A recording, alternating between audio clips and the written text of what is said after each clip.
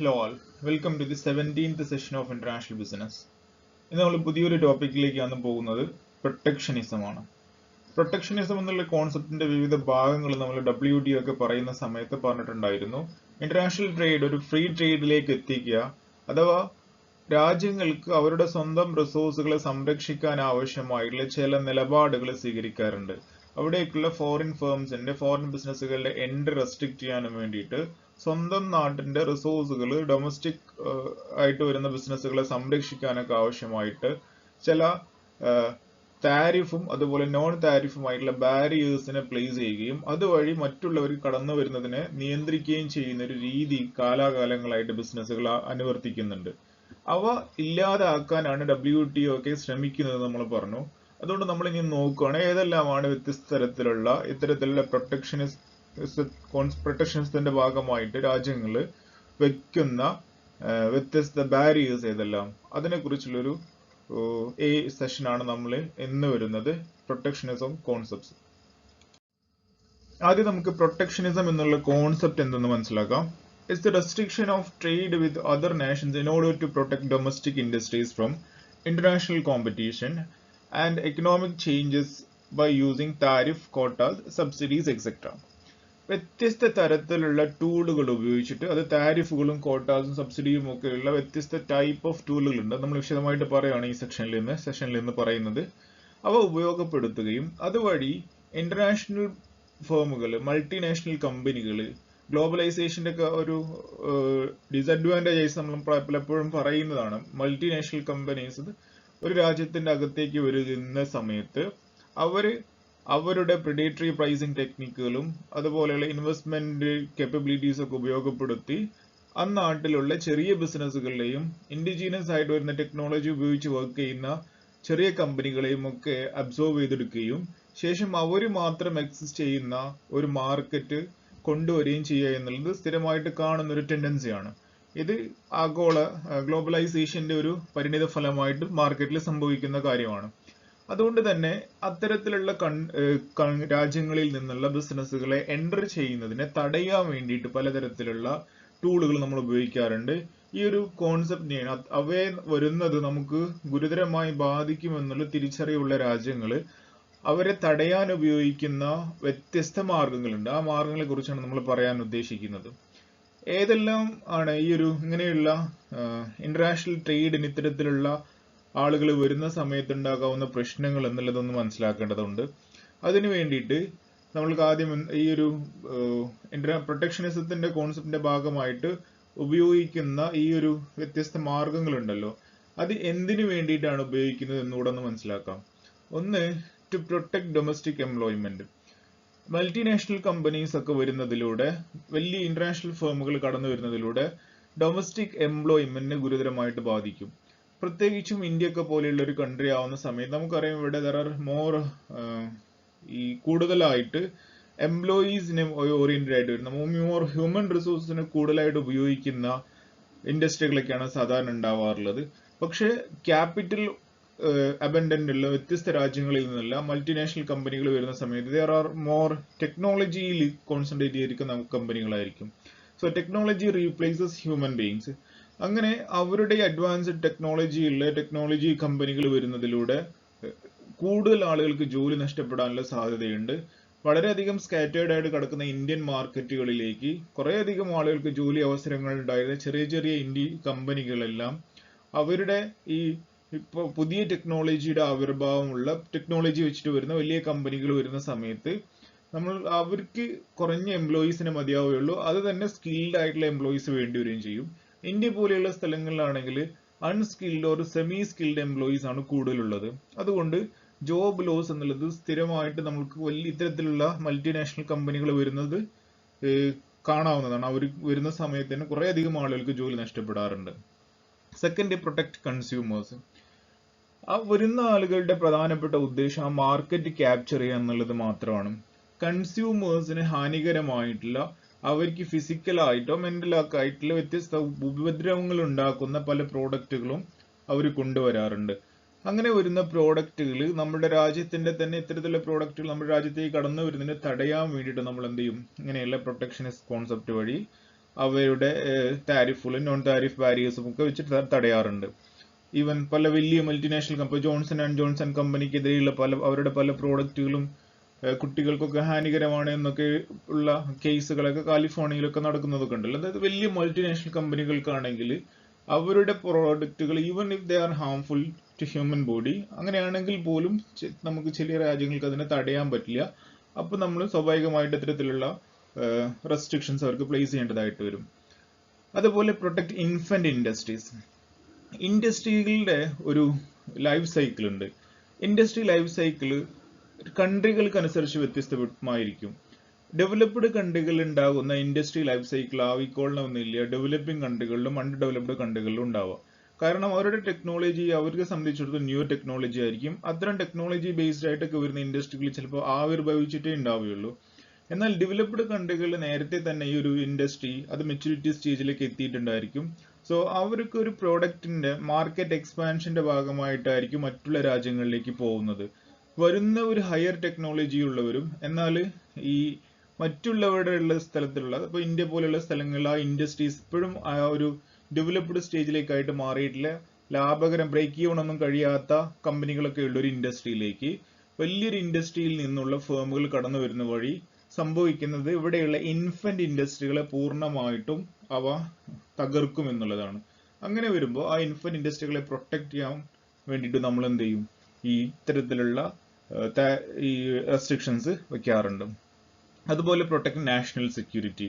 National സെക്യൂരിറ്റിയുടെ ഭാഗമായിട്ട് ഇപ്പൊ നമ്മുടെ ലിബറലൈസേഷൻ പോളിസികൾ എടുക്കുകയാണെങ്കിൽ നമുക്കറിയാൻ പറ്റും ചില ഇൻഡസ്ട്രികൾ ഇപ്പോഴും ഗവൺമെന്റിന്റെ തന്നെ കൈവശം വെക്കാറുണ്ട്. ഉദാഹരണമായി ഡിഫൻസ് സെക്ടറും അതുപോലെ ആറ്റോമിക് എനർജിയും ഒക്കെ ലിബറലൈസേഷൻ നടപ്പാക്കാതെ നമ്മൾ അതിനെ പ്രൊട്ടക്ട് ചെയ്യാനുള്ള കാരണം അത് നാഷണൽ സെക്യൂരിറ്റിക്ക് അത് നൽകുവാണെങ്കിൽ, പുറത്ത് കൊടുക്കുകയാണെങ്കിൽ, ഫോറിൻ ഫേംസിന് നൽകുകയാണെങ്കിൽ നമ്മുടെ സോവറിനിറ്റിയെ തന്നെ ബാധിക്കുന്ന വിഷയമാണ്. അതുകൊണ്ട് അതിനെ പ്രൊട്ടക്ട് ചെയ്യാൻ വേണ്ടിയിട്ട് ഈ ഒരു ടൂളുകൾ ഉപയോഗിക്കാം. മറ്റൊന്ന് റിറ്റാലിയേഷൻ ആണ്. റിറ്റാലിയേഷൻ എന്ന് വെച്ചാൽ ഒരു യുദ്ധതന്ത്രം പോലെ നമ്മൾക്കെതിരായി മറ്റുള്ളവർ പ്രയോഗിക്കുന്ന ചില റെസ്ട്രിക്ഷൻസിനെ മറികടക്കാൻ വേണ്ടിയിട്ട് അവർക്ക് തിരിച്ച് നമ്മൾ ചില റെസ്ട്രിക്ഷൻസ് പ്ലേസ് ചെയ്യും. ഇപ്പോൾ നമ്മൾ നേരത്തെ പറഞ്ഞല്ലോ MFNന്റെ പാകിസ്ഥാനെതിരെ നമ്മൾ MFN ലിസ്റ്റ് നമ്മൾ എടുത്തൊഴിവാക്കിയത് ആസ് എ റിറ്റാലിയേഷൻ ടെക്നിക്കാണ്. അതൊരു ഒരു യുദ്ധതന്ത്രം പോലെ ഒരു വാർ സ്ട്രാറ്റജി ഒക്കെ പോലെ ഉപയോഗിക്കാവുന്നതാണ്. നമ്മളുടെ നിന്ന് ഏറ്റവും കൂടുതൽ എക്സ്പോർട്ട് ചെയ്യപ്പെടുന്ന ഒരു പ്രോഡക്റ്റിന് അത് എക്സ്പോർട്ട് ചെയ്യുന്ന കൺട്രി എന്ത് ചെയ്യുന്നു, അവിടെ ഒരു ഹ്യൂജ് ഇമ്പോർട്ട് ഡ്യൂട്ടി വെക്കുന്നു. അങ്ങനെ ഇമ്പോർട്ട് ഡ്യൂട്ടി വെച്ച് കഴിഞ്ഞാൽ നമ്മുടെ പ്രോഡക്റ്റുകൾക്ക് പിന്നീട് ആ രാജ്യത്തേക്ക് എൻ്റർ ചെയ്യാൻ പറ്റില്ല. അതുകൊണ്ട് നമ്മൾ തിരിച്ചും അവരുടെ ആ റെസ്ട്രിക്ഷൻസ് എടുത്ത് ഒഴിവാക്കാൻ വേണ്ടി നമ്മൾ എന്ത് ചെയ്യാം, അവിടെ നിന്ന് ഇങ്ങോട്ട് വരുന്ന ചില പ്രോഡക്റ്റുകൾക്ക് നമ്മൾ ഇവിടെയും റെസ്ട്രിക്ഷൻസ് വെക്കുന്നു. റിറ്റാലിയേഷൻ ടെക്നിക്കാണ്. അതുവഴി രണ്ടു രാജ്യങ്ങൾക്കും ഒരു നഷ്ടം സംഭവിക്കും. പിന്നീട് അവരുടെ ഒരു കോമൺ സെൻസ് ഒരു കൺസെൻസിൽ എത്താൻ വേണ്ടിയിട്ട് പരസ്പരം അഗ്രിമെന്റുകളിലൂടെ ഈ ഒരു രണ്ട് ബാരിയേഴ്സിനെ എടുത്ത് ഒഴിവാക്കേണ്ടതായിട്ട് വരും. അത് അത്തരത്തിലുള്ള റിറ്റാലിയേഷൻ ടെക്നിക്കുകൾ നമുക്ക് ഉപയോഗപ്പെടുത്താം. ദെൻ മറ്റൊന്ന് ആന്റി ഡംപിങ്ങിന്റെ ആവശ്യാർത്ഥം. ആന്റി ഡംപിങ് നമുക്കറിയാലോ, നമ്മുടെ നാട്ടിലെ അബൻഡന്റ് ആയിട്ട് ഉള്ള ചില പ്രോഡക്റ്റുകളിലേക്ക് അതിനേക്കാൾ കുറഞ്ഞ പ്രൈസിലുള്ള ഇന്റർനാഷണൽ പ്രോഡക്റ്റുകൾ വന്ന് കയറി കഴിഞ്ഞാൽ പ്രൈസ് വളരെ താഴേക്ക് പോവുകയും കോമ്പറ്റീഷൻ വളരെയധികം വർദ്ധിക്കുകയും ചെയ്യും. ഇങ്ങനെ ഉണ്ടാകുന്ന ആന്റി ഡംപിങ്ങിനെ തടയാൻ വേണ്ടി, ഡംപിങ് എന്നുള്ള നമ്മൾ പലപ്പോഴും പറഞ്ഞ ഒരു കോൺസെപ്റ്റ് ആണ്, അധികം ഇനി പറയുന്നില്ല. അങ്ങനെ ഈ ഡംപിങ്ങിനെ ഇല്ലാതാക്കാൻ ഉള്ള ഉദ്ദേശത്തിലും അത്തരം മാർക്കറ്റുകളിലേക്കുള്ള എൻട്രി തടയാൻ വേണ്ടിയിട്ട് നമുക്ക് ഈ ടൂളുകൾ ഉപയോഗിക്കാവുന്നതാണ്. ഇങ്ങനെയുള്ള വ്യത്യസ്ത ആവശ്യങ്ങൾക്ക് നമ്മൾ ഈ ബാരിയേഴ്സിനെ കൊണ്ടുവരാറുണ്ട്. ഇനി ഏതെല്ലാമാണ് ഈ ബാരിയേഴ്സ് എന്ന് മനസ്സിലാക്കണം. അവയാണ് നമ്മൾ നെക്സ്റ്റ് അടുത്തായിട്ട് ഡിസ്കസ് ചെയ്യാൻ പോകുന്നത്. രണ്ട് വിധത്തിലുള്ള ബാരിയേഴ്സ് ആണ് നമുക്ക് കാണാൻ പറ്റുക. ഒന്ന് താരിഫ് ബാരിയേഴ്സ് ഉണ്ട്, മറ്റൊന്ന് നോൺ താരിഫ് ബാരിയേഴ്സ് ഉണ്ട്. താരിഫ് ബാരിയേഴ്സ് നമുക്ക് ആദ്യം ഡിസ്കസ് ചെയ്യാം. താരിഫ് എന്ന് വെച്ചാൽ ടാക്സ് ആണ് imposed on exports or imports. Usually ഇമ്പോർട്ട്സിനാണ് നമ്മൾ താരിഫുകൾ വെക്കാറുള്ളത്. കാരണം ഇമ്പോർട്ടുകൾ, രാജ്യത്തിന്റെ അകത്തേക്ക് വരുന്ന ഇമ്പോർട്ടുകളെയാണ് നമ്മൾ റെസ്ട്രിക്ട് ചെയ്യാറുള്ളത്. അതുകൊണ്ട് താരിഫുകൾ എന്നുള്ളത് ഒരു റേറ്റ് ഓഫ് ടാക്സ് ആണ് അപ്പോൾ ഇമ്പോസ്ഡ് അപ്പോൺ ഇമ്പോർട്ടഡ് ഗുഡ്സ് ആണ്. അങ്ങനെയാണ് അത് ജനറലി മനസ്സിലാക്കേണ്ടത്. ഈ ജനറലി ഒരു ടാക്സ് ഒരു പ്രോഡക്റ്റിന്റെ മുകളിൽ ഇമ്പോസ് ചെയ്യപ്പെട്ടു കഴിഞ്ഞാൽ ആ പ്രോഡക്റ്റിന്റെ വരവ് നിലയ്ക്കല്ല ചെയ്യുക, പകരം അതിന്റെ പ്രൈസ് വർദ്ധിക്കുകയാണ് ചെയ്യുക. ഡൊമസ്റ്റിക് പ്രോഡക്റ്റുകളെക്കാളും കൂടുതൽ പിന്നീട് അവർക്ക് ഹയർ പ്രൈസിൽ മാർക്കറ്റിൽ വിൽക്കേണ്ടതായിട്ട് വരും. ബിക്കോസ് അവർക്ക് എന്തോടെ വരും, ഈ ഇമ്പോസ് ചെയ്യപ്പെടുന്ന ഇമ്പോർട്ട് ഡ്യൂട്ടിയും കൂടെ അവർക്ക് ആ പ്രൈസിന്റെ മുകളിൽ വരും. സോ താരിഫ് വാരീസ് എഫക്ട് ചെയ്യുന്നത് അപ്പോൺ പ്രൈസിലാണ്, പ്രൈസ് ഓഫ് ഇമ്പോർട്ടഡ് ഗുഡ്സിലാണ് ഈ ഒരു വേരിയേഷൻ ഉണ്ടാവുക. ഓക്കെ, ദെൻ താരിഫ് എന്നുള്ള വേർഡ് ഡിറൈവ് ചെയ്തു എന്നുള്ള ഒരു സ്പാനിഷ് ടൗൺ ആയിട്ടുള്ള താരിഫ എന്നുള്ള ഒരു പേരെന്നാണ് പറയപ്പെടുന്നുണ്ട്. അതുപോലെ തന്നെ താരിഫ എന്നുള്ള ഒരു ഇറ്റാലിയൻ മീനിങ് ഉള്ള വേർഡ് ലിസ്റ്റ് ഓഫ് പ്രൈസസ് എന്നുള്ളൊരു വേർഡ് ഉണ്ട്. ഇത് രണ്ടും നോക്കിയാണ് ഈ താരിഫ് എന്നുള്ള വേർഡ് ഡിറൈവ് ചെയ്തത് എന്നാണ് പറയപ്പെടുന്നത്. ജസ്റ്റ് ഫോർ ഇൻഫർമേഷൻ ആയിട്ട് മനസ്സിലാക്കി വെക്കുക.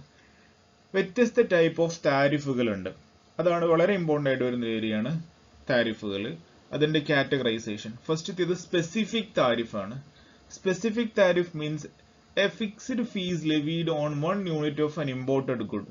ഒരു യൂണിറ്റ് ഓഫ് പ്രോഡക്റ്റ് ഇമ്പോർട്ട് ചെയ്യാൻ അതിന്റെ പെർട്ടിക്കുലർ ക്വാണ്ടിറ്റി വൈസ് ആയിട്ട് നൽകേണ്ട താരിഫാണ്. ഒരു ക്വാണ്ടിറ്റി നിങ്ങൾ കൊണ്ടുവരാണെങ്കിൽ 1 പീസ് കൊണ്ടുവരാണെങ്കിൽ ₹10 എന്ന് പറയുന്നെങ്കിൽ ദെൻ രണ്ടാമത്തെ ഫീസ് കൊണ്ടുവരാണെങ്കിൽ ₹20 വരും, മൂന്നാമത് അത് കൊണ്ടുവരുന്നത് 30 വരും. സോ പെർ യൂണിറ്റ് വൈസ് ആയിട്ടായിരിക്കും ഈ സ്പെസിഫിക് താരിഫ് വരിക.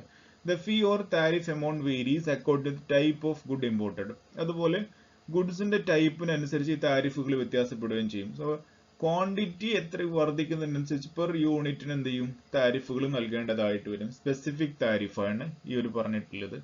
ഇവിടെ ഇത്തരത്തിലൊരു വസ്തുക്കൾക്ക് ക്വാണ്ടിറ്റി ആയിട്ട് നമ്മൾ എണ്ണി തിട്ടപ്പെടുത്തുന്ന വസ്തുക്കൾക്കാണ് സ്പെസിഫിക് താരിഫുകൾ വെക്കാറുള്ളത്. എന്നാൽ രണ്ടാമതൊരു കാറ്റഗറി ഉണ്ട്, according to value or ad valorem tariff. Ad valorem tariff ആവുന്ന സമയത്ത് tariff is levied on the value of goods ആണ്. കൊണ്ടുവരുന്ന വസ്തുവിന്റെ വാല്യൂവിന്റെ പെർസെൻറ്റേജ് ആയിരിക്കും നമ്മൾ എന്ത് കൊടുക്കേണ്ടതായിട്ട് വരിക, താരിഫ് നൽകേണ്ടതായിട്ട് വരിക. ഉദാഹരണമായിട്ട് സ്വർണം കൊണ്ടുവരികയോ ലക്ഷൂറിയസ് വസ്തുക്കളായിട്ട് പ്രോഡക്റ്റുകൾ കൊണ്ടുവരികയൊക്കെ ചെയ്യുന്ന സമയത്ത് ആ കൊണ്ടുവരുന്ന ബിൽ എമൗണ്ട് ഉണ്ടാവുമല്ലോ, ആ ബിൽ എമൗണ്ടിന്റെ നിശ്ചിത ശതമാനം അത് ഒരു കാറ്റഗറൈസ് നമ്മൾ ലക്ഷൂറിയസ് ഗുഡ്സ് ആണെങ്കിൽ ഇത്ര പെർസെൻറ്റേജ് എന്നൊക്കെ നേരത്തെ തന്നെ ഗവൺമെന്റ് ഫിക്സ് ചെയ്യും. എന്നിട്ട് ഇപ്പൊ നമ്മൾ ഉദാഹരണമായിട്ട് പുറത്തുനിന്നൊക്കെ ഇമ്പോർട്ട് ചെയ്യുന്ന ലക്ഷൂറിയസ് കാറുകളൊക്കെ ഉണ്ടല്ലോ, ഇപ്പോൾ നമ്മുടെ ലംബോഗിനിയോ അങ്ങനെയുള്ള കാറുകളൊക്കെ പുറത്ത് കൊണ്ടുവരുന്ന സമയത്തൊക്കെ കേട്ടിട്ടുണ്ടല്ലോ, അതിന് ഇത്ര പെർസെൻറ്റേജ് നമ്മൾ ടാക്സ് കൊടുക്കണം എന്ന് പറയും. ആ ടാക്സ് എന്ന് വെച്ചാൽ ആ കാറിന്റെ കോസ്റ്റ് ഉണ്ടാവും, പ്രൈസ് ഉണ്ടല്ലോ, ആ പ്രൈസിന്റെ മുകളിലാണ് കൊടുക്കേണ്ടത്. അതല്ലാതെ അതിന്റെ എണ്ണത്തിനല്ല വാല്യൂ ഉണ്ടാവും. ലംബോർഗിനി ഒരു ലംബോർഗിനി കൊണ്ടുവന്നു, 2 ലംബോർഗിനി കൊണ്ടുവന്നു, എത്ര അങ്ങനെയല്ലല്ലോ പറയാം. പകരം ആ ലംബോർഗിനിയുടെ വാല്യൂ എടുക്കുന്നു, ആ വാല്യൂവിന്റെ മുകളിൽ നിശ്ചിത ശതമാനം അഡ് വലോരം താരിഫ് കൊടുക്കേണ്ടതായിട്ട് വരും. ഇതാണ് രണ്ടാമത്തെ. അപ്പൊ ഗോൾഡിനൊക്കെ വരുന്ന അഡ് വലോരം താരിഫ് പോലെയുള്ളവയൊക്കെയാണ്. Then third combined or compound tariff. അതും തന്നെ ഉണ്ട്. ഒരു പ്രോഡക്റ്റിന് തന്നെ ഇതിന്റെ രണ്ടിന്റെ അപ്ലിക്കേഷൻസ് വരുന്നുണ്ടെങ്കിൽ, specific and add valorem tariff വരുന്നുണ്ടെങ്കിൽ ഒരു നിശ്ചിത യൂണിറ്റ് വരെ സ്പെസിഫിക് താരിഫും അതിന്റെ മുകളിലേക്ക് വരുന്ന സമയത്ത് പിന്നീട് വാല്യൂവിന്റെ മുകളിലും കൊടുക്കേണ്ടി വരുവാണെങ്കിൽ അതിനെയാണ് നമ്മൾ കമ്പൈൻഡ് ഓർ കോമ്പൗണ്ട് താരിഫ് എന്ന് വിളിക്കുക. ദാറ്റ് മീൻസ് സെയിം പ്രോഡക്റ്റുകൾക്ക് തന്നെ അപ് ടു ഒരു ലിമിറ്റ് വരെ സ്പെസിഫിക് താരിഫും പിന്നീട് ഫെർദർ അതിന്റെ മുകളിലേക്ക് വരുന്ന സമയത്ത് അഡ് വലോരം താരിഫും അപ്ലിക്കബിൾ ഒക്കെ ആവുന്നുണ്ടെങ്കിൽ അതിനെ നമ്മൾ കമ്പൈൻഡ് ഓർ കോമ്പൗണ്ട് താരിഫ് എന്നും വിളിക്കും. ഇനി താരിഫ് വാരിയേഴ്സിനെ തന്നെ മറ്റൊരു രീതിയിലുള്ള ഒരു ക്ലാസിഫിക്കേഷൻ ആണ്. ഇത് ഇമ്പോസ് ചെയ്യപ്പെടുന്ന റേറ്റിന്റെ അടിസ്ഥാനത്തിലല്ല വരുന്നത്, രീതിക്കനുസരിച്ചല്ല വരുന്നത്. പകരം ഇത് അപ്ലൈ ചെയ്യുന്ന പർപ്പസിന്റെ ആവശ്യാർത്ഥം ഏത് ആവശ്യത്തിനാണ് നമ്മൾ താരിഫ് ഉപയോഗിക്കുന്നത് അത് വെച്ചിട്ട് നമ്മൾ ഡിഫറെന്റ് ആയിട്ട് ക്ലാസിഫൈ ചെയ്യാറുണ്ട്. അത് പ്രകാരം ഒന്ന് sliding scale or seasonal tariff എന്ന് വിളിക്കും. അത് വരുന്നത് import duties which vary with price of commodity ആണ്. കമ്മോഡിറ്റിയുടെ പ്രൈസിനനുസൃതമായിട്ട് തന്നെ താരിഫിന്റെയും റേറ്റുകൾ വ്യത്യാസപ്പെട്ടുകൊണ്ടേ ഇരിക്കുകയാണെങ്കിൽ അതാണ് sliding scale or seasonal tariff എന്ന് വിളിക്കുക. ഇമ്പോർട്ട് ഡ്യൂട്ടി കൃത്യമായൊരു റേറ്റ് ഉണ്ടാവില്ല, പകരം അത് എന്ത് ചെയ്യും, പ്രൈസ് ഓഫ് കമ്മോഡിറ്റി വേരി ചെയ്യുന്നുണ്ടെങ്കിൽ അതിനനുസൃതമായിട്ട് ഈ ഒരു റേറ്റിൽ നമ്മൾ ചേഞ്ച് വരുത്തിക്കൊണ്ടേയിരിക്കുകയാണെങ്കിൽ, എക്സാമ്പിൾ അഗ്രികൾച്ചറൽ പ്രോഡക്ട്സ് അതിൽ വരുന്നതാണ്. അത് സീസണൽ ആയിട്ട് അതിന്റെ വേരിയേഷൻ ഒക്കെ വരുത്തിക്കൊണ്ടിരിക്കും. നമുക്ക് കൂടുതലായിട്ട് ചിലപ്പം എന്ത് ചെയ്യണം, മാർക്കറ്റിൽ കൂടുതൽ പ്രോഡക്റ്റുകൾ വരണ്ട എന്ന് തോന്നുകയാണെങ്കിൽ ആ ഒരു സമയം നമ്മൾ അതിന്റെ താരിഫ് വർദ്ധിപ്പിക്കും. അതുപോലെ പ്രോഡക്റ്റ് നമ്മുടെ മാർക്കറ്റിൽ സപ്ലൈ കുറയുന്ന സമയത്ത് പുറത്തുനിന്ന് കൂടുതൽ വസ്തുക്കൾ ഇമ്പോർട്ട് ചെയ്യപ്പെടാൻ വേണ്ടി നമ്മൾ അതിന്റെ റേറ്റുകൾ കുറയ്ക്കുകയും ചെയ്യും. ഇങ്ങനെയൊക്കെ വരുമ്പോഴാണ് അതിന്റെ sliding scale or seasonal tariff എന്ന് വിളിക്കുന്നത്. മറ്റൊന്ന് countervailing duty. Countervailing duty means it's imposed on certain imports where products are subsidized by exporting governments.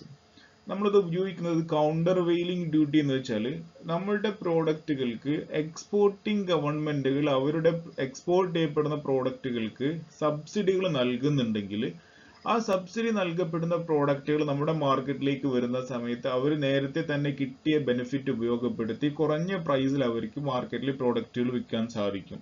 അപ്പോൾ അതിനൊരു മറുപടി എന്നുള്ള രീതിയിൽ നമ്മൾ എന്ത് ചെയ്യുകയാണ്, അവർക്ക് ഹയർ ആയിട്ടുള്ള ഇമ്പോർട്ട് ഡ്യൂട്ടി സെറ്റ് ചെയ്ത് കൊടുക്കാം. അങ്ങനെ ഹയർ ഇമ്പോർട്ട് ഡ്യൂട്ടി സെറ്റ് ചെയ്ത് കഴിഞ്ഞാൽ പിന്നീട് ആ സബ്സിഡി ലഭിക്കുന്ന സബ്സിഡി അവർ എവിടെ സെറ്റ് ചെയ്യപ്പെടും, വരുന്ന സമയത്ത് ഈ ഇമ്പോർട്ട് ഡ്യൂട്ടി കൂടെ കൊടുക്കേണ്ടി വരുന്ന സമയത്ത് പിന്നീട് മാർക്കറ്റിലേക്ക് എത്തുന്ന സമയത്ത് ഡൊമസ്റ്റിക് പ്രോഡക്ട്സുകൾക്കും അതുപോലെ ഫോറിൻ പ്രോഡക്ട്സുകൾക്കും സെയിം പ്രൈസിലേക്കായിട്ട് മാറും. അതല്ലെങ്കിൽ കൗണ്ടർ വെയിലിംഗ് ഡ്യൂട്ടി വെക്കാത്തിടത്തോളം അവർക്ക് വരുന്ന ഫോറിൻ പ്രോഡക്ട്സുകൾക്ക് ചീപ്പ് പ്രോഡക്റ്റുകളായിട്ട് വരും. കാരണം അവർക്ക് എന്ത് ലഭിക്കുന്നുണ്ട്, അവിടെ നിന്ന് സബ്സിഡികൾ ലഭിക്കുന്നുണ്ട്. ആ സബ്സിഡികൾ കിട്ടുന്ന കമ്പനികളുടെ പ്രൈസിനെ വർദ്ധിപ്പിക്കാനായിട്ട് ഇമ്പോർട്ടിംഗ് കൺട്രിയാണ് എന്ത് വെക്കുന്നത്, കൗണ്ടർ വെയിലിംഗ് ഡ്യൂട്ടി വെക്കുന്നത്. Then revenue tariff imposed on to earn revenue to the home government, especially on luxury goods. ഇത് ഇമ്പോസ് ചെയ്യപ്പെടുന്നത് ലക്ഷറി ഗുഡ്സിന്റെ മുകളിലാണെങ്കിൽ നമ്മൾ അത് വെക്കുന്നതിന്റെ ഒരു ഉദ്ദേശം എന്താ വെച്ച് കഴിഞ്ഞാൽ അത് ഇമ്പോർട്ട് ചെയ്യപ്പെടുന്ന ഗവൺമെന്റുകൾക്ക് അതുകൊണ്ട് ഒരു ഇൻകം ജനറേറ്റ് ചെയ്യാനും വേണ്ടിയിട്ടുള്ള ആ ഒരു പർപ്പസിനാണ് നമ്മൾ ആ ഡ്യൂട്ടി വെക്കുന്നതെങ്കിൽ അതിന് വിളിക്കുന്ന പേരാണ് റവന്യൂ താരിഫ് എന്നുള്ളത്. ഇത് റേറ്റുമായിട്ടൊന്നും ബന്ധമൊന്നുമില്ല. ഇപ്പൊ നമ്മൾ നേരത്തെ പറഞ്ഞ ലക്ഷറി ഗുഡ്സിനൊക്കെ അഡ്വലവരും താരിഫാണ് വെക്കുക. അത് പക്ഷേ ലക്ഷറി ഗുഡ്സിന് അഡ്വലവരും താരിഫ് ഹയർ റേറ്റിൽ വെക്കാനുള്ള കാരണം ഇത്തരത്തിലുള്ള പ്രോഡക്റ്റുകൾ ഒരു നെസസറി പ്രോഡക്റ്റുകളൊന്നും അല്ല. അത് ആളുകൾ വാങ്ങിക്കുന്നുണ്ടെങ്കിൽ അതൊരു ലക്ഷൂറിയസ് പർപ്പസിന് വേണ്ടിയാണ് വാങ്ങിക്കുന്നത്. അതുകൊണ്ട് നമ്മൾ അതിന് ഹയർ റേറ്റ് വെക്കുന്നു. അതുവഴി ഗവൺമെന്റുകൾക്ക് ഇത് സാധാരണ ഇമ്പോസ് ചെയ്യാറില്ല. ഇതുപോലെ ഡെവലപ്പിംഗ് കൺട്രികളോ അണ്ടർ ഡെവലപ്ഡ് കൺട്രികളൊക്കെ ആണ് ഇമ്പോസ് ചെയ്യുക. അവിടെയുള്ള ആളുകൾക്ക് ഇത്തരത്തിലുള്ള ലക്ഷൂറിയസ് ഉൽപ്പന്നങ്ങൾ ഉപയോഗിക്കാനുള്ള താല്പര്യം ഉണ്ടെങ്കിൽ അവർക്ക് അത് കൊണ്ടുവരാം. പക്ഷെ അതെന്ത് ചെയ്യും, ഹയർ റേറ്റ് ആയിരിക്കും അതിന് വരുന്നത്. അതുവഴി ഗവൺമെന്റിന് എന്ത് കിട്ടുകയും ചെയ്യും, ഒരു ഇൻകം റവന്യൂ ജനറേറ്റ് ചെയ്യപ്പെടുകയും ചെയ്യും. Anti dumping duty. Anti dumping duty ആവുന്ന സമയത്ത് ഓഫ്സെറ്റ് ചെയ്യാനും വേണ്ടിയാണ്, ഡംപിംഗ് എഫക്റ്റിനെ ഓഫ്സെറ്റ് ചെയ്യാൻ വേണ്ടിയിട്ട് നമ്മൾ അഡീഷണൽ ആയിട്ട് വെക്കുന്നവയാണ് ആന്റി ഡംപിംഗ് ഡ്യൂട്ടി. ചില പ്രോഡക്റ്റുകൾ ഇന്റർനാഷണൽ മാർക്കറ്റിലേക്ക് വരുന്ന സമയത്ത് കുറഞ്ഞ പ്രൈസിലാണ് ഇങ്ങോട്ട് വരുന്നത്. അപ്പൊ ആ പ്രൈസ് അവർ വർദ്ധിപ്പിക്കാൻ വേണ്ടിയിട്ട് നമ്മൾ എന്ത് ചെയ്യുന്നു, അവർക്ക് കൂടുതൽ ഇമ്പോർട്ട് ഡ്യൂട്ടി സെറ്റ് ചെയ്യുന്നു. അങ്ങനെ ഇമ്പോർട്ട് ഡ്യൂട്ടി ഹയർ വെച്ച് കഴിഞ്ഞാൽ പിന്നീട് അവർ ഇങ്ങോട്ട് കൊണ്ടുവരാൻ മടിക്കും. അതുവഴി നമുക്ക് ഡംപിങ്ങിൽ നിന്നും രക്ഷപ്പെടാൻ പറ്റുകയും ചെയ്യും. ഇപ്പോൾ ഓൾറെഡി തന്നെ മാർക്കറ്റിൽ കുറേയധികം പ്രോഡക്ട്സുകൾ ഉണ്ട് ആ ഒരു ഇൻഡസ്ട്രിയിൽ. അവിടേക്കാണ് ഇനിയും പുതിയ പ്രോഡക്റ്റുകൾ ഇന്റർനാഷണൽ മാർക്കറ്റിലേക്ക് വരുന്നത്. അപ്പോൾ തടയാൻ പലപ്പോഴും നമ്മൾ നിർബന്ധിതരാകും. അത്തരത്തിലുള്ള പ്രോഡക്റ്റുകൾ വരുന്നത് ഒഴിവാക്കേണ്ടതായിട്ട് വരും. അതിന് വേണ്ടിയിട്ട് അത്തരം പ്രോഡക്റ്റുകൾക്ക് നമ്മൾ ഹയർ ഇമ്പോർട്ട് ഡ്യൂട്ടി വെക്കുന്നു. അതുവഴി ആ ഡംപിങ് ഒഴിവാക്കുകയും ചെയ്യാൻ പറ്റും. ദെൻ പ്രൊട്ടക്റ്റീവ് താരിഫാണ്. പ്രൊട്ടക്റ്റീവ് താരിഫ് ആവുന്ന സമയത്ത് to discourage imports and or make imported goods more expensive so as to protect domestic industries. Domestic ഇൻഡസ്ട്രീസിനെ പ്രൊട്ടക്ട് ചെയ്യാൻ വേണ്ടിയിട്ടാണ് നമ്മൾ എന്ത് ചെയ്യുന്നു, ഇൻഫന്റ് ആയിട്ടൊക്കെ ആയിരിക്കും നമ്മുടെ ഡൊമസ്റ്റിക് ഇൻഡസ്ട്രീസ് ഉണ്ടാവുക. അവരെ പ്രൊട്ടക്ട് ചെയ്യാൻ വേണ്ടിയിട്ട് MNCസിന്റെ എൻട്രി തടയുന്നതിന് വേണ്ടിയിട്ട് നമ്മൾ എന്ത് ചെയ്യുന്നു, പ്രൊട്ടക്റ്റീവ് താരിഫ് വെക്കും. ഉദാഹരണമായിട്ട് ഇപ്പോൾ നമ്മുടെ നാട്ടിലെ ക്ഷീര കർഷകർ അല്ലെങ്കിൽ കൊക്കനറ്റ് വെളിച്ചെണ്ണ ഇൻഡസ്ട്രിക്ക് വേണ്ടിയിട്ട് നമ്മൾ പ്രശ്നങ്ങൾ നേരിടുന്നുണ്ട്. അതുകൊണ്ട് തന്നെ പുറത്തുനിന്നുള്ള പാം ഓയിൽ ഇങ്ങോട്ട് കൊണ്ടുവരുന്നതിന് നമ്മൾ തടയണം എന്ന് വെക്കുക. അതിനായിട്ട് പാം ഓയിലിന്റെ ഇമ്പോർട്ട് ഡ്യൂട്ടി വർദ്ധിപ്പിക്കുകയാണ്. അങ്ങനെ വർദ്ധിപ്പിക്കുകയാണെങ്കിൽ അതിലൂടെ സംഭവിക്കുന്നത് ഇവിടെയുള്ള വെളിച്ചെണ്ണയുടെ പ്രൈസിനെ പിടിച്ച് നമുക്ക് മാർക്കറ്റിൽ ഹയർ ലെവലിൽ തന്നെ നിലനിർത്താൻ സാധിക്കും. അതിന്റെ സബ്സ്റ്റിറ്റ്യൂട്ട് ഗുഡ് ആയിട്ടുള്ള പാം ഓയിലൂടെ മാർക്കറ്റിലേക്ക് വന്നു കഴിഞ്ഞാൽ കൊക്കനറ്റ് ഓയിലിന്റെ പ്രൈസ് കുത്തനെ താഴേക്ക് പോകും. അതില്ലാതാക്കാൻ വേണ്ടിയിട്ട് നമുക്ക് പ്രൊട്ടക്റ്റീവ് താരിഫായിട്ട് എന്തിൽ വെക്കാം, നമ്മുടെ പാം ഓയിലിൽ വെക്കാം. പാം ഓയിലിന്റെ താരിഫ് വർദ്ധിപ്പിക്കുന്നത് വഴി ഈ കൊക്കനറ്റ് ഓയിലിന്റെ പ്രൈസിനെ താങ്ങി നിർത്താൻ നമ്മളെ കൊണ്ട് സാധിക്കും. അതിനെയാണ് പ്രൊട്ടക്റ്റീവ് താരിഫ് എന്ന് വിളിക്കുന്നത്. ഇനി സെക്കൻഡ് ടൈപ്പ് ഓഫ് റെസ്ട്രിക്ഷൻ ആണ് നോൺ താരിഫ് ബാരിയേഴ്സ്. പ്രൊട്ടക്ഷനിസത്തിന്റെ ഭാഗമായിട്ട് രണ്ടാമത് ഉപയോഗിക്കുന്നവയാണ് NTBs, non tariff barriers or NTM എന്ന് വിളിക്കാറുണ്ട്, നോൺ താരിഫ് മെഷേഴ്സ് എന്നെല്ലാം വിളിക്കുന്ന ക്വാളിറ്റേറ്റീവ് ആയിട്ട് വരുന്ന റെസ്ട്രിക്ഷൻസ്. ഈ റെസ്ട്രിക്ഷൻസിന്റെ പ്രത്യേകത, ഇവ ഇമ്പോസ് ചെയ്യപ്പെടുന്നത് കൊണ്ട് ഒരിക്കലും പ്രൈസിൽ വേരിയേഷൻ ഉണ്ടാവുന്നില്ല, പകരം ക്വാണ്ടിറ്റിയിലാണ് വേരിയേഷൻ ഉണ്ടാവുക. നിങ്ങൾക്ക് എത്ര ക്വാണ്ടിറ്റി കൊണ്ടുവരാം, എത്ര റെസ്ട്രിക്ട് ചെയ്യപ്പെടുന്നുള്ളത് ക്വാണ്ടിറ്റിയിലാണ് ഇമ്പോസ് ചെയ്യപ്പെടുന്നത് നോൺ താരിഫ് ബാരിയേഴ്സ്. നേരത്തെ നമ്മൾ പറഞ്ഞ താരിഫ് ബാരിയേഴ്സ് പ്രൈസിലാണ് വേരിയേഷൻ ഉണ്ടാക്കുന്നതെങ്കിൽ NTBs വേരിയേഷൻ വരുന്നത് ക്വാണ്ടിറ്റിയിലാണ്. ഏതെല്ലാമാണ് ഇതിൽ വരുന്നത് നോക്കാം. ഒന്ന് ലൈസൻസ്, അറിയുന്ന തന്നെയാണ്. ലൈസൻസ് എന്ന് വെച്ചാൽ നമുക്ക് വേണ്ടവർക്ക് അത് ഗ്രാൻഡ് ചെയ്ത് കൊടുക്കാം. ഗവൺമെന്റ് ആർക്കാണോ ഇത് ലൈസൻസ് നൽകുന്നത് അവർക്ക് മാത്രമായിരിക്കും ആ പ്രോഡക്റ്റ് ഇമ്പോർട്ട് ചെയ്യാനുള്ള അധികാരം ഉണ്ടാവും, ഇമ്പോർട്ട് ലൈസൻസ് ലഭിക്കുന്ന ആളുകൾക്ക്. അതുപോലെ അത് ലഭിക്കാത്തവർക്ക് ഇമ്പോർട്ട് ചെയ്യാനുള്ള അധികാരം ഉണ്ടാവുകയില്ല. സോ ആ ലൈസൻസ് പ്രകാരം പറഞ്ഞിരിക്കുന്ന തുകക്ക് ആ പറഞ്ഞ ക്വാണ്ടിറ്റി ആളുകൾക്ക് എന്ത് ചെയ്യാം, ഇമ്പോർട്ട് ചെയ്യാനുള്ള അവസരമായിരിക്കും ഉണ്ടാവുക. സെക്കൻഡ്, ഇമ്പോർട്ട് കോട്ട. കോട്ട വെക്കുക. കോട്ട എന്ന് വെച്ച് കഴിഞ്ഞാൽ റെസ്ട്രിക്ഷൻ ഓൺ ക്വാണ്ടിറ്റി ആണ്, on amount of A particular good that can be import ആണ്. നിങ്ങൾ കൊണ്ടുവരുന്നതിന് ഒരു ലിമിറ്റ് ഉണ്ട്, അപ് ടു ഇത്ര വരെ നിങ്ങൾക്ക് കൊണ്ടുവരാൻ പാടുള്ളൂ എന്ന് പറയുമ്പോഴാണ് അതിന് ഇമ്പോർട്ട് കോട്ട എന്ന് വിളിക്കുന്നത്. ആ കോട്ടകൾ തന്നെ പലവിധം ഉണ്ട്. അതിന്റെ ഒന്നാണ്, ആദ്യത്തെയാണ് താരിഫ് ഓർ കസ്റ്റംസ് കോട്ട എന്ന് വിളിക്കും. അവിടെ സ്പെസിഫൈ ചെയ്തിട്ടുള്ള ഒരു കോട്ട ഉണ്ടായിരിക്കും. ആ കോട്ട നിങ്ങൾക്ക് ഒന്നുകിൽ ഫ്രീ ആയിട്ടോ അതല്ലെങ്കിൽ ചെറിയ റേറ്റിലായിരിക്കും ഈ കോട്ട നേരത്തെ ഒരു ബേസ് ലെവൽ കോട്ട ഫിക്സ് ചെയ്തിട്ടുണ്ടാവാം. ആ കോട്ട ഫിക്സ് ചെയ്തപ്പെട്ടിട്ടുള്ളത് ഏത് ഇൻഡസ്ട്രികൾക്കോ ഏത് കമ്പനികൾക്കോ അപ് ടു ദാറ്റ് കോട്ട വരെ എല്ലാവർക്കും കൊണ്ടുവരുന്നതുകൊണ്ട് കുഴപ്പമൊന്നുമില്ല. അവിടെ ചിലപ്പോൾ ഡ്യൂട്ടി ഉണ്ടാവും, നേരത്തെ നമ്മൾ പറഞ്ഞ താരിഫ് ഉണ്ടാവും, പക്ഷെ അതൊരു റെഡ്യൂസ്ഡ് താരിഫ് ആയിരിക്കും, എല്ലാവർക്കും അപ്ലിക്കബിൾ ആയിട്ടുള്ള ഒരു റേറ്റ് ഓഫ് ടാക്സ് ആയിരിക്കും അതിലുണ്ടാവുക. പക്ഷെ ആ കോട്ടയ്ക്ക് മുകളിലേക്ക് നിങ്ങൾ കൊണ്ടുവരുന്നുണ്ടോ, അഡീഷണൽ ക്വാണ്ടിറ്റി നിങ്ങൾക്ക് ആരെങ്കിലും ആവശ്യമുണ്ടെങ്കിൽ കൊണ്ടുവരാം, പക്ഷെ അതിന് ഹയർ റേറ്റ് ഓഫ് എന്ത് കൊടുക്കേണ്ടി വരും, താരിഫ് നൽകേണ്ടതായിട്ട് വരും. താരിഫ് ചിലപ്പോൾ നല്ല കൂടുതൽ താരിഫ് ഉണ്ടായിരിക്കും, കാരണം അത് കൊണ്ടുവരുന്നത് വഴി നമുക്ക് വേറെ കുറെ ദോഷങ്ങളൊക്കെ ഉണ്ടാവും. അതുകൊണ്ട് അത് ഒഴിവാക്കാനാണ് നമ്മൾ അങ്ങനെ ഒരു കോട്ട വെക്കുന്നത് തന്നെ. ആ കോട്ടയ്ക്ക് മുകളിലേക്ക് അലൗഡ് ആയിട്ടുണ്ടെങ്കിൽ അത് കൊണ്ടുവരുമ്പോൾ നമ്മൾ സ്വാഭാവികമായിട്ടും അതിന്റെ പ്രിസ്ക്രൈബ്ഡ് ആയിട്ടുള്ള ഹയർ റേറ്റ് ഓഫ് ഡ്യൂട്ടി നൽകേണ്ടതായിട്ട് വരും. ദെൻ യൂണിലാറ്ററൽ കോട്ട. ഈ കോട്ട പ്രകാരം ഇമ്പോർട്ട് ചെയ്യപ്പെടേണ്ട വസ്തുവിന്റെ ക്വാണ്ടിറ്റി തീരുമാനിക്കുന്നത് ഈ ഇമ്പോർട്ടിംഗ് കൺട്രിയാണ്. അവരൊരിക്കലും എക്സ്പോർട്ടിംഗ് കൺട്രിയുമായിട്ട് അത് കൺസൾട്ട് ചെയ്യുന്നില്ല, കൊണ്ടുവരുന്നവരോടൊന്നും ചോദിക്കുന്നില്ല. നമ്മുടെ രാജ്യത്തിന്റെ അകത്തുള്ള ഡിമാൻഡോ അല്ലെങ്കിൽ ഇവിടുത്തെ ആവശ്യങ്ങൾ മാത്രം പരിഗണിക്കുകയും എന്നിട്ട് നമ്മൾ ഇതിനൊരു ഇമ്പോർട്ട് ചെയ്യുന്നതിന്റെ ഒരു റെസ്ട്രിക്ഷൻ പ്ലേസ് ചെയ്യുകയും ചെയ്യുന്നു, ഒരു കോട്ട വെക്കുകയും ചെയ്യുന്നു. ആ കോട്ട ഒരിക്കലും നമ്മൾ എക്സ്പോർട്ടിംഗ് കൺട്രിയുമായിട്ട് കൂടിയാലോചനയ്ക്ക് ശേഷം എടുത്തിട്ടുള്ള ഒരു തീരുമാനമല്ല. അങ്ങനെയെങ്കിൽ നമ്മൾ അതിനെ വിളിക്കുന്നത് യൂണിലാറ്ററൽ കോട്ട എന്നാണ്. എന്നാൽ അവരും കൂടെ കൂടിയാലോചിച്ച ശേഷം നമ്മൾ തീരുമാനിക്കുകയാണെങ്കിൽ അതിനെയാണ് ബൈലാറ്ററൽ കോട്ട എന്ന് വിളിക്കുക. ദാറ്റ്സ് ബിക്കോസ് ഒരു രാജ്യത്ത് നിന്ന് എക്സ്പോർട്ട് ചെയ്യുന്നത് പോലെ തന്നെ നമ്മുടെ രാജ്യത്ത് നിന്ന് അങ്ങോട്ടും ചില വസ്തുക്കൾ എക്സ്പോർട്ട് ചെയ്യുന്നുണ്ടാവും. അതുകൊണ്ട് നമുക്ക് യൂണിലാറ്ററൽ ആയിട്ടുള്ള കോട്ട വെക്കുന്നത് പലപ്പോഴും ഇന്റർനാഷണൽ ട്രേഡിൽ പ്രശ്നം ഉണ്ടാക്കും. അത് ഒഴിവാക്കാൻ വേണ്ടി രണ്ട് രാജ്യങ്ങളും പരസ്പരം നെഗോസിയേഷൻസിന്റെ ഭാഗമായിട്ട് ഇവിടുന്ന് അങ്ങോട്ട് കൊണ്ടുപോവേണ്ട കോട്ടയും അവിടുന്ന് ഇങ്ങോട്ട് കൊണ്ടുവരുന്ന മറ്റൊരു പ്രോഡക്റ്റിന്റെ കോട്ടയും തമ്മിലുള്ള നെഗോസിയേഷൻ ശേഷമായിരിക്കും ബൈലാറ്ററൽ കോട്ട തീരുമാനിക്കുന്നത്. ഇതാണ് ബൈലാറ്ററൽ കോട്ടയുടെ പ്രത്യേകത. ദെൻ മൾട്ടിലാറ്ററൽ കോട്ട. മൾട്ടിലാറ്ററൽ കോട്ടയാവുന്ന സമയത്ത് രണ്ടിലും അധികം രാജ്യങ്ങളായിരിക്കും ഒരു കൂടി ചേർന്നിരുന്നിട്ട് അതിന്റെ കോട്ടകൾ ഓരോ രാജ്യവും തമ്മിൽ നെഗോസിയേഷൻസിലൂടെ തന്നെയാണ് ഒരു കോട്ട തീരുമാനിക്കപ്പെടുന്നത്. ഇത് പലപ്പോഴും ഒരു മാർക്കറ്റിലേക്ക് വരേണ്ട പ്രൈസിനെ സ്റ്റെബിലൈസ് ചെയ്യാനും വേണ്ടിയിട്ട് ഉപയോഗിക്കുന്ന കാർട്ടൽ സിസ്റ്റങ്ങളുടെയൊക്കെ അകത്ത് മൾട്ടിലാറ്ററൽ കോട്ടകളുടെ ഉപയോഗം കാണാൻ പറ്റും. ഉദാഹരണമായിട്ട് ഒപ്പെക്കിന്റെ റൂൾ പ്രകാരം അവർ ഓരോ രാജ്യത്തു നിന്നും എക്സ്പോർട്ട് ചെയ്യേണ്ടയും ഇമ്പോർട്ട് ചെയ്യുന്നതിന്റെ കോട്ട ഓരോ രാജ്യങ്ങളും തമ്മിൽ പരസ്പരം വീതിച്ചെടുക്കാറാണ് പതിവ്. പരസ്പരം അഗ്രിമെന്റുകളിലൂടെ അവർ തീരുമാനം എടുക്കുകയാണ് ചെയ്യുക. ഓക്കെ, ഒപ്പെക്കിന്റെ പ്രോസസ് നമ്മൾ പിന്നീട് പറയാനുണ്ട്, ബ്ലോക്കുകളുടെ അകത്ത് പറയുന്നുണ്ട്. അവിടെയൊക്കെ ഉപയോഗിക്കുന്നത് മൾട്ടിലാറ്ററൽ കോട്ടകളാണ്. വ്യത്യസ്ത രാജ്യങ്ങൾക്ക് വ്യത്യസ്ത ക്വാണ്ടിറ്റി ഫിക്സ് ചെയ്തിട്ടുണ്ടായിരിക്കും. അപ്പോഴാണ് നമ്മൾ അതിനെ മൾട്ടിലാറ്ററൽ കോട്ട എന്ന് വിളിക്കുന്നത്. മറ്റൊരു ക്വാളിറ്റേറ്റീവ് റെസ്ട്രിക്ഷൻ ആണ്, നോൺ താരിഫ് ബാരിയർ ആണ്, വോളണ്ടറി എക്സ്പോർട്ട് റെസ്ട്രൈൻസ് VER. VER എന്നുള്ളത് മറ്റു പറഞ്ഞതുപോലെ നല്ല കുറച്ചൊരു കോംപ്ലിക്കേറ്റ് ആയിട്ട് വരുന്ന മെക്കാനിസം ആണ് ഈ VER വരുന്നത്. ഇത് ക്രിയേറ്റ് ചെയ്യപ്പെടുന്നത് എക്സ്പോർട്ടിംഗ് കൺട്രിയാണ്, ഇമ്പോർട്ടിംഗ് കൺട്രി അല്ല. ഇതിന്റെ മുന്നേ പറഞ്ഞവയ്ക്ക് ഇമ്പോർട്ടിംഗ് കൺട്രി ആണല്ലോ റെസ്ട്രിക്ഷൻസ് പ്ലേസ് ചെയ്യുന്നത്, ലൈസൻസും കോട്ടയൊക്കെ വെക്കുന്നത്. ഇങ്ങോട്ട് കൊണ്ടുവരണ്ട എന്ന് പറയുന്നത് ഇമ്പോർട്ടിംഗ് കൺട്രിയാണ്. എന്നാൽ VER വന്ന സമയത്ത് അങ്ങോട്ട് കൊണ്ടുപോവണ്ട എന്നാണ് പറയുന്നത്. എക്സ്പോർട്ടിംഗ് കൺട്രിയാണ് VER വെക്കുന്നത്.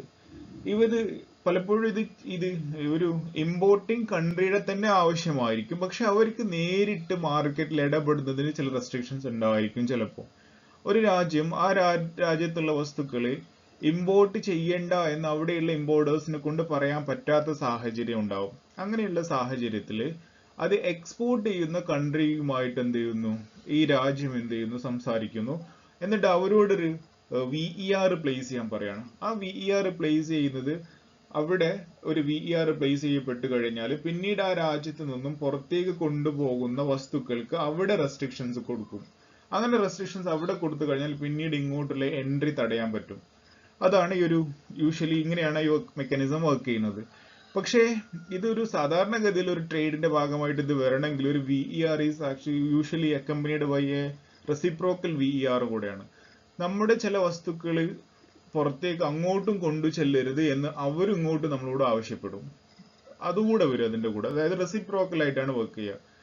ഒരു എക്സാമ്പിൾ പറയുകയാണെങ്കിൽ ബ്രസീലിൽ നിന്നും VER പ്രൈസ് ചെയ്യാണ് Brazil for exportation of sugar to Canada. Canada എന്ത് ചെയ്യുന്നു, റിക്വസ്റ്റ് ചെയ്യാണ്, ഞങ്ങൾക്ക് നിങ്ങളുടെ ഷുഗർ ഇനി ഇങ്ങോട്ട് കൊണ്ടുവരരുത്, ഒരു VER പ്ലേസ് എന്ന് പറയുന്നു. അങ്ങനെ ബ്രസീൽ എന്ത് ചെയ്യുന്നു, അവിടെയുള്ള ഷുഗർ നിങ്ങൾ കാനഡയിലേക്ക് കൊണ്ടുപോകരുത്, അത് തടയാൻ വേണ്ടി ഒരു VER അവിടെ പ്ലേസ് ചെയ്തു, ബ്രസീലിൽ പ്ലേസ് ചെയ്തു. പക്ഷെ ബ്രസീൽ ഇത് ഫ്രീ ആയിട്ട് ചെയ്യില്ല. ബ്രസീൽ പറയാണ്, നിങ്ങളുടെ ഇന്ന പ്രോഡക്റ്റ് ഞങ്ങളുടെ മാർക്കറ്റിലേക്ക് എത്തുന്നതുകൊണ്ടും ഞങ്ങൾക്ക് ബുദ്ധിമുട്ടുണ്ട്, അതുകൊണ്ട് ആ പ്രോഡക്റ്റ് ഇങ്ങോട്ട് വരാതിരിക്കാൻ നിങ്ങൾ എന്ത് ചെയ്യണം, അവിടെയും VER പ്ലേസ് ചെയ്യണം എന്ന് പറയാണ്.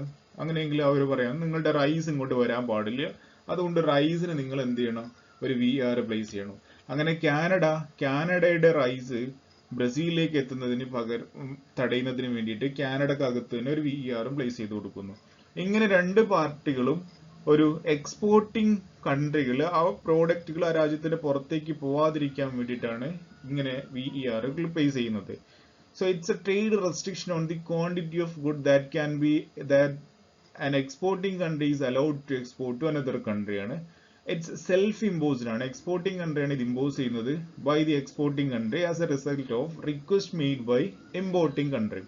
ഇമ്പോർട്ടിംഗ് കൺട്രിയുടെ റിക്വസ്റ്റിന്റെ പരിണിത അതിന്റെ ഫലമായിട്ടാണ് ഈ ഒരു റിക്വസ്റ്റ് നമ്മൾ പ്ലേസ് ചെയ്യുന്നത്. Countries agreed to implement any new VER, not to implement any new VER and to phase out any existing VER within 1 year as per WTO agreement in 1994 with some exceptions.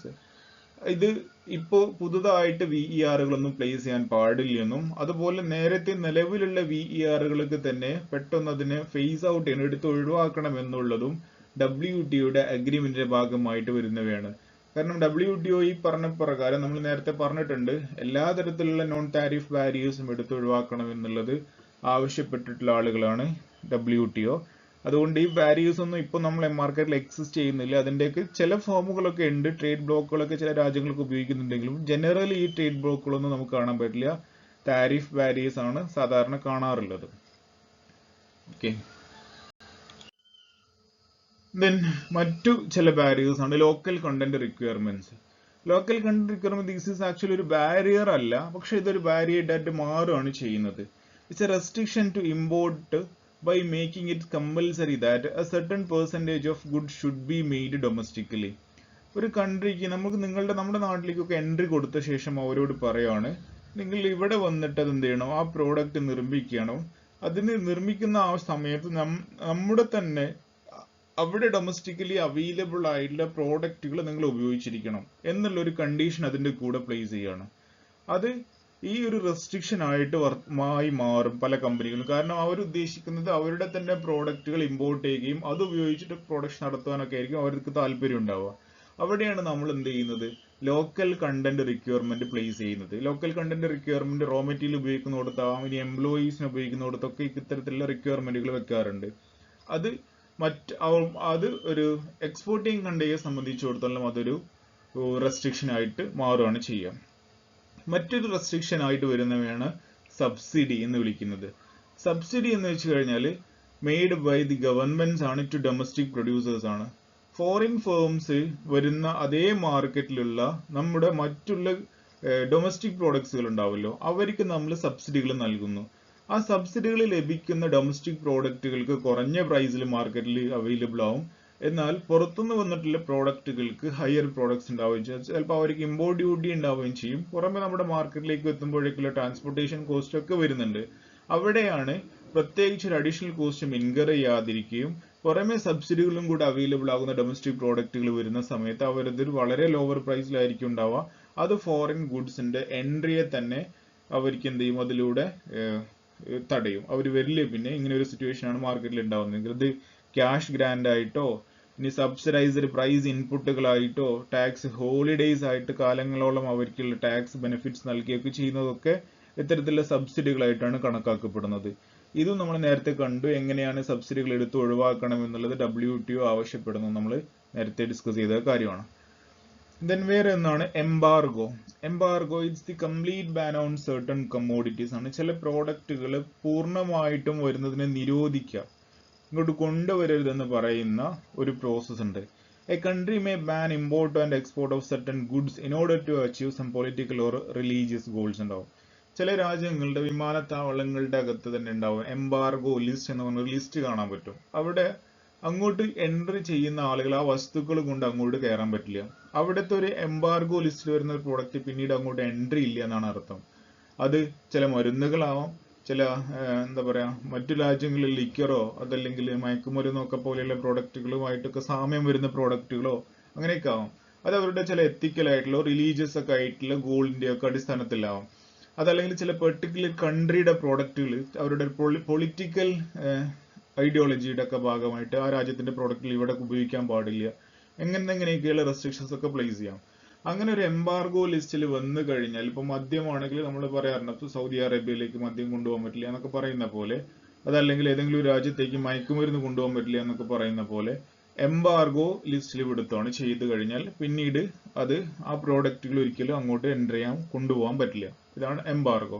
ഈ embargo തന്നെ നമ്മൾ ഉപയോഗിക്കുന്ന മറ്റൊരു പേരാണ് ഈ boycott. Boycott ഒരു restriction അല്ല actually. Boycott എന്ന് വെച്ച് കഴിഞ്ഞാൽ പ്രോഡക്റ്റുകൾ എൻ്റർ ചെയ്യാം, പക്ഷെ അത് കസ്റ്റമേഴ്സ് അതിനെ പൂർണ്ണമായിട്ടും നിരാകരിക്കുകയാണെങ്കിൽ അതിനെയാണ് ബോയ്ക്കോട്ടിംഗ് എന്ന് വിളിക്കുക. ഉപയോഗിക്കാതിരിക്കുക, അത് പൂർണ്ണമായിട്ടും കസ്റ്റമേഴ്സ് അതിന്റെ ഉപയോഗത്തിൽ നിന്ന് വിട്ടു നിൽക്കുന്നതിനെയാണ് ബോയ്ക്കോട്ടിംഗ് എന്ന് വിളിക്കുക. പക്ഷെ അതൊരു റെസ്ട്രിക്ഷൻ അല്ല. ഇങ്ങനെ ബോയ്ക്കോട്ട് ചെയ്യപ്പെട്ട പ്രോഡക്റ്റുകൾ മാർക്കറ്റിൽ അവൈലബിൾ ആവും, പക്ഷെ കസ്റ്റമേഴ്സ് വാങ്ങിക്കാതിരിക്കുകയാണ് ചെയ്യുക. അതൊരു വോളണ്ടറി ആയിട്ടുള്ള ഒരു പ്രോസസ്സാണ്. അത് എത്ര കാലം ഉണ്ടാവും എന്ന് നമുക്ക് കൃത്യമായിട്ട് ഇതിനൊരു റൂളും ഒന്നും ഇല്ലാത്ത കാര്യമാണ്. ഇറ്റ്സ് ഓൺലി ഒരു ടെമ്പററി ആയിട്ട് ഉണ്ടാവുന്ന ഒരു മെക്കാനിസമാണ്. ചില രാജ്യങ്ങളുമായിട്ടൊക്കെ യുദ്ധം വരുന്ന സമയത്ത് അവരുടെ പ്രോഡക്റ്റുകൾ നമ്മൾ ബോയ്ക്കോട്ട് ചെയ്യണം എന്നൊക്കെയുള്ള ആവശ്യങ്ങളൊക്കെ സോഷ്യൽ മീഡിയയിലൊക്കെ കണ്ടിട്ടുണ്ടാവല്ലോ. അത് ഒരു നിശ്ചിത സമയത്തേക്കൊക്കെ മാത്രം ആളുകളുടെ മനസ്സിൽ നിൽക്കുകയും അത്രയും കാലത്തേക്ക് അത് ഉപയോഗിക്കാതിരിക്കുകയൊക്കെ ചെയ്യും. പക്ഷെ ആ ടെൻഡൻസി കുറച്ച് കഴിയുമ്പോഴേക്ക് മാറി വരികയും ചെയ്യും. അത് എംബാർഗോയുമായിട്ട് കൺഫ്യൂഷൻ ആവരുത്. രണ്ടും രണ്ട് കോൺസെപ്റ്റുകളാണ്. ദെൻ മറ്റൊന്ന് സ്റ്റാൻഡേർഡ്സ് ആണ്. വേറെ ഒന്ന് സ്റ്റാൻഡേർഡ്സ് എന്നാൽ ഒരു രാജ്യം ആ രാജ്യത്തിലെ ആളുകളുടെ കസ്റ്റമേഴ്സിന്റെ ഹെൽത്ത്, വെൽഫെയർ, സേഫ്റ്റി, അതുപോലെ ക്വാളിറ്റി ഇതിനൊക്കെ സംരക്ഷിക്കാനൊക്കെ ആവശ്യാർത്ഥം എന്ത് ചെയ്യുക, അങ്ങോട്ട് കൊണ്ടുവരുന്ന പ്രോഡക്റ്റുകൾക്ക് ചില മിനിമം സ്റ്റാൻഡേർഡ്സും ക്വാളിറ്റി ഒക്കെ സെറ്റ് ചെയ്ത് വെക്കുക. ആ ക്വാളിറ്റി ഉള്ള പ്രോഡക്റ്റുകൾ മാത്രമേ അങ്ങോട്ട് വരാൻ പാടുള്ളൂ എന്ന് അവർ പറയുകയാണ് ചെയ്യുന്നത്. ദിസ് ഇസ് ആക്ച്വലി ഒരു റെസ്ട്രിക്ഷൻ അല്ല ഇത്. Basically this is not restriction. പക്ഷേ ചില രാജ്യങ്ങളെ സംബന്ധിച്ചിടത്തോളം ഇത് റെസ്ട്രിക്ഷൻ ആയിട്ട് അവർക്ക് അനുഭവപ്പെടും, അവർക്ക് അത് വരും. കാരണം എന്താ വെച്ചാൽ ആ പറയുന്ന സ്റ്റാൻഡേർഡുകളും ക്വാളിറ്റിയും മെറ്റ് ചെയ്യാൻ അവരെ കൊണ്ട് സാധിച്ചോളണമെന്നില്ല. അങ്ങനെ വരുമ്പോൾ ഈ മെഷേഴ്സ്, ആ പറയുന്ന മെഷർമെന്റിലുള്ള വസ്തുക്കൾ നിർമ്മിക്കാൻ കഴിയാത്ത രാജ്യങ്ങളെ സംബന്ധിച്ചിടത്തോളം അത് റെസ്ട്രിക്ഷൻ ആണ്. അത് പല ഡെവലപ്ഡ് കൺട്രികളിലേക്കും ഡെവലപ്പിംഗ് കൺട്രികളിൽ നിന്നും അതുപോലെ ലീസ്റ്റ് ഡെവലപ്പിംഗ് കൺട്രികളിൽ നിന്ന് പ്രോഡക്റ്റുകൾ അങ്ങോട്ട് എൻ്റർ ചെയ്യുന്നത് പലപ്പോഴും തടയുന്നത് ഈ ഒരു ക്വാളിറ്റി സ്റ്റാൻഡേർഡ്സ് ആണ്. അവർ ഉദ്ദേശിക്കുന്ന ക്വാളിറ്റി സ്റ്റാൻഡേർഡുകളിൽ വരുന്ന പ്രോഡക്റ്റുകൾ പലപ്പോഴും ഈ ലീസ്റ്റ് ഡെവലപ്പിംഗ് കൺട്രികളിലൊക്കെയുള്ള ടെക്നോളജിയും അവിടുത്തെ റിസോഴ്സുകളും ഉപയോഗിച്ച് നിർമ്മിക്കുന്നത് അസാധ്യമായിരിക്കും. അതുകൊണ്ട് തന്നെ അവരുടെ പ്രോഡക്റ്റുകൾക്ക് അങ്ങോട്ട് എൻട്രി കിട്ടില്ല. അങ്ങനെ ഒരു പ്രശ്നങ്ങൾ പലപ്പോഴും സംഭവിക്കാറുണ്ട്. ഇപ്പൊ ഇന്ത്യയുടെ തന്നെ പല പ്രോഡക്റ്റുകളും വിദേശ രാജ്യങ്ങളിൽ നിന്നും മടങ്ങി ഇങ്ങോട്ട് തന്നെ വരാറുണ്ട്. അതിൽ അവർ ഉപയോഗിക്കുന്ന ഫുഡ് സ്റ്റാൻഡേർഡ്സിന്റെ സ്റ്റാൻഡേർഡുകളോ അല്ലെങ്കിൽ ISOയുടെ സ്റ്റാൻഡേർഡുകളോ ഒക്കെ ഉണ്ടല്ലോ, ആ സ്റ്റാൻഡേർഡുകളൊന്നും കീപ്പ് ചെയ്യാത്ത പ്രോഡക്റ്റുകൾ പോയ പോലെ തന്നെ ഇങ്ങോട്ട് തന്നെ തിരിച്ചു വിടാറുണ്ട്. അവിടെയൊക്കെ നമ്മളെ സംബന്ധിച്ചിടത്തോളം ആ സ്റ്റാൻഡേർഡുകൾ ഒരു റെസ്ട്രിക്ഷൻ ആയിട്ട് മാറുകയാണ് പതിയെ. പക്ഷെ ഇത് സ്റ്റാൻഡേർഡുകൾ റെസ്ട്രിക്ഷൻ എന്നുള്ള രീതിയിൽ മനസ്സിലാക്കി വെക്കുക ചില ടെക്സ്റ്റുകളൊന്നും പറയാറില്ല. കാരണം ഇതൊരു basically it's not a restriction അല്ല, ഇത് റെസ്ട്രിക്ഷൻ ആയിട്ട് ചില രാജ്യങ്ങൾക്ക് ചിലർക്ക് മാത്രം അനുഭവപ്പെടുന്ന സംഭവമാണ്. ഓക്കെ, ഇത്രയുമാണ് നോൺ താരിഫ് മെഷേഴ്സിൽ വരുന്ന കാര്യങ്ങൾ. ഓക്കെ, അപ്പോൾ ഇന്നത്തെ ഡിസ്കഷനിൽ വരുന്നത് ഇത്രയും കാര്യങ്ങളാണ്. പ്രൊട്ടക്ഷനിസവുമായിട്ട് ബന്ധപ്പെട്ട് വരുന്ന രണ്ട് പ്രധാനപ്പെട്ട കാര്യങ്ങളാണ് താരിഫ് മെഷേഴ്സും അതുപോലെ നോൺ താരിഫ് മെഷേഴ്സും. Okay, thank U.